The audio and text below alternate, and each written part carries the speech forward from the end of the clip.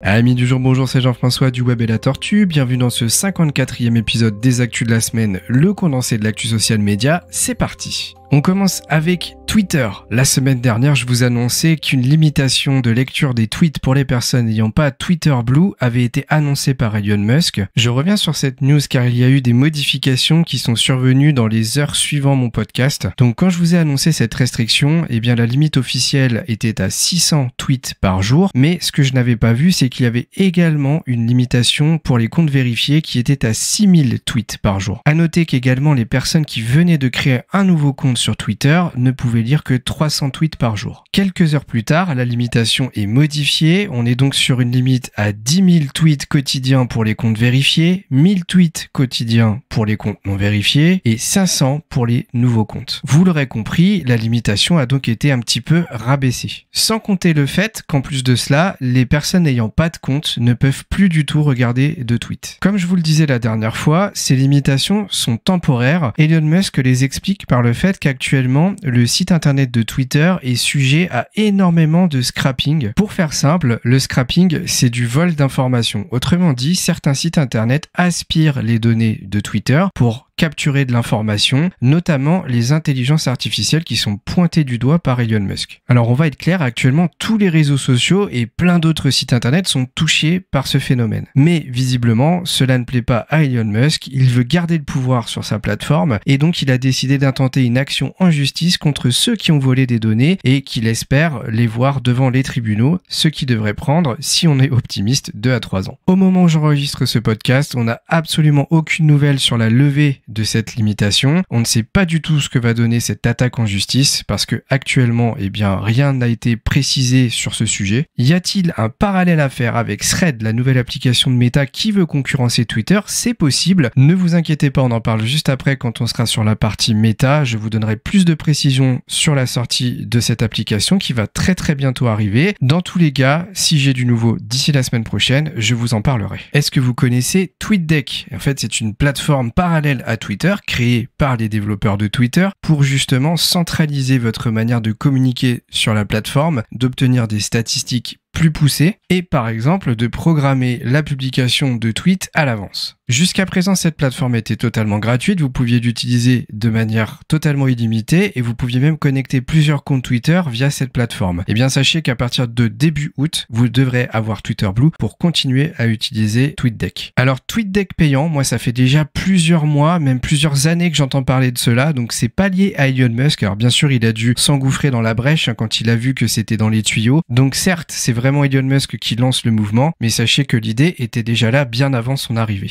Une news importante côté YouTube qui va bientôt sortir une nouvelle fonctionnalité qui vous permettra de faire ce qu'on appelle de l'A/B testing sur vos miniatures. Alors qu'est-ce que c'est de l'A/B testing? En fait, c'est le fait de tester deux versions d'une même chose pour vérifier celle qui fonctionne le mieux. Par exemple, imaginons qu'on lance une campagne publicitaire pour une paire de chaussures que vous voulez vendre. Vous allez créer un premier post, par exemple sur Facebook, avec une photo et un texte. Donc ça, ce sera votre version A. Et donc vous allez créer une version B avec une photo qui pourrait être différente, du texte qui sera rédigé d'une autre manière avec un objectif de voir justement laquelle des deux versions touche le plus votre cible et vous permet de vendre le plus de paires de chaussures. Il y a beaucoup d'outils qui permettent de faire ce genre de choses et bien sachez que YouTube a décidé de mettre en place le système pour les miniatures. Donc les miniatures, vous le savez, c'est les petites images que vous voyez apparaître dans les résultats de recherche en plus du titre de la vidéo et c'est très souvent ce qui fait la différence sur le fait que vous allez cliquer ou pas pour regarder une vidéo. Donc ça, je trouve ça vraiment super parce que vous allez pouvoir créer deux versions de vos miniatures. Ce sera la même vidéo derrière, bien entendu, mais le fait de pouvoir tester laquelle des deux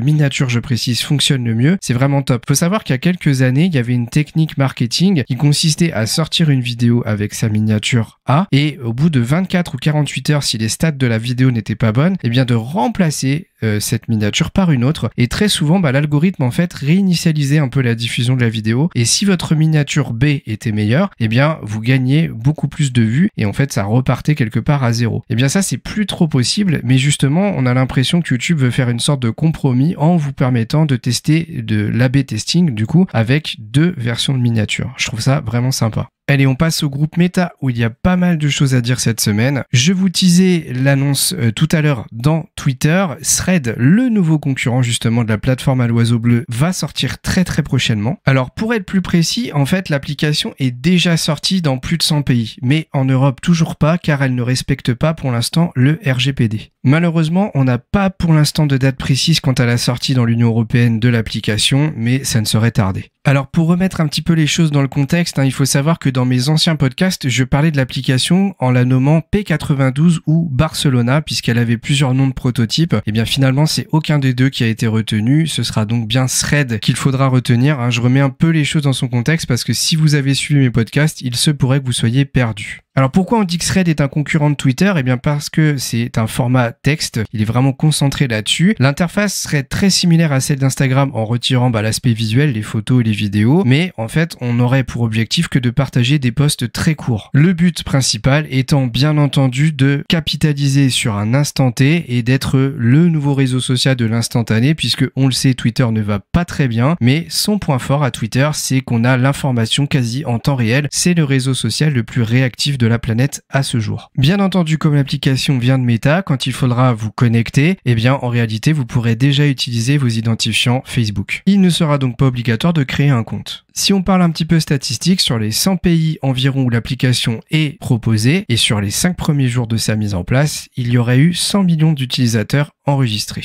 À noter que pour la première année de sa mise en place, Threads n'acceptera pas de publicité et que des fonctionnalités vont bientôt être ajoutées comme par exemple l'ajout de texte alternatif sur les images notamment pour les malvoyants, la possibilité d'ajouter des hashtags, des emojis et plein d'autres choses qui arriveront prochainement. En ce qui concerne Meta et le RGPD, on sait très bien que ça a toujours été compliqué avec le groupe, eh bien la Cour de justice de l'Union européenne a pris une décision. Elle va permettre aux autorités de la régulation de la concurrence figurant dans l'Union européenne bien entendu d'intenter des procédures liées au non-respect du RGPD. Alors c'est vraiment pas une bonne nouvelle pour Meta parce que jusqu'à présent c'était la Cour de justice qui s'occupait de tout ça et je pense qu'elle avait pas les moyens pour attaquer à 100% sur toutes les choses que ne respectait pas le groupe. Maintenant, si les autorités de la concurrence, les régulateurs peuvent s'y mettre, alors là ça va être une autre histoire. Il est fort probable que les amendes pleuvent d'ici l'année 2024. Côté fonctionnalités qui vont bientôt arriver chez Facebook. Il faut savoir qu'actuellement Facebook se recentralise aussi sur sa stratégie vis-à-vis des Reels pour concurrencer TikTok. Avant c'était seulement Instagram qui proposait ce format de vidéo et maintenant on sent bien qu'il y a une volonté côté Facebook de les mettre de plus en plus en avant. C'est pour cela qu'ils ont créé et qu'ils vont lancer 2 fils d'actualité. Le premier pour vous, le deuxième suivi. L'un qui va être généré par l'algorithme et l'autre qui va simplement vous diffuser tous les contenus auxquels vous êtes abonné. Deuxième chose, toujours sur les Reels, vous allez pouvoir créer des photos de couverture. Vous pouvez déjà le faire sur Instagram, c'est-à-dire que vous pouvez générer des miniatures un peu comme sur YouTube. Bien sûr, ces formats de miniatures sont au 9/16e. Autrement dit, un téléphone tenu à la verticale, exactement comme chez TikTok, eh bien, vous allez pouvoir également le faire sur Facebook. Et enfin, le lancement prochain d'une section Story dans le flux d'actualité. Alors, c'est un petit peu bizarre ce qui se passe côté Facebook parce que pour moi, leur stratégie sur le long terme, c'était de faire une sorte de fusion Instagram-Facebook. Et en fait, on a l'impression que plus le temps passe et plus ils divisent leurs fonctionnalités. Ils ont vraiment décidé de se dire, moi, j'ai une communauté sur Instagram qui touche telle et telle catégorie de personnes, tranche d'âge et ainsi de suite. Et Facebook qui lui en touche une autre. On va simplement créer les mêmes fonctionnalités des deux côtés et on verra ce qui fonctionne le mieux. On dirait qu'ils sont en phase d'A/B testing justement. C'est marrant parce qu'on en parlait tout à l'heure côté miniature YouTube. Et ben j'ai vraiment le sentiment que c'est ça côté Facebook et Meta dans son ensemble. À voir ce que ça va donner par la suite. Côté Instagram, vous aurez bientôt la possibilité d'ajouter jusqu'à 3 collaborateurs sur des publications de Reels, toujours les Reels, on en revient qu'à ça en ce moment côté Meta en tout cas. Et donc les collaborateurs, qu'est-ce que c'est ? C'est des personnes avec lesquelles vous avez fait le contenu. Donc si vous avez 2 personnes qui ont participé à votre Reel et que vous souhaitez les mettre en avant, eh bien vous allez pouvoir le faire. Bien entendu, pour que ce soit possible, il faut que ces personnes aient également un compte Instagram. Mais aussi quelque chose de très intéressant, et je suis content que Instagram ait pensé à le mettre en place, c'est la création d'une page audio tendance qui va présenter les 50 meilleures pistes audio qui ont rapidement gagné en popularité. Alors ça, c'est vraiment intéressant parce qu'actuellement, on n'a pas une plateforme officielle, en tout cas liée à Meta,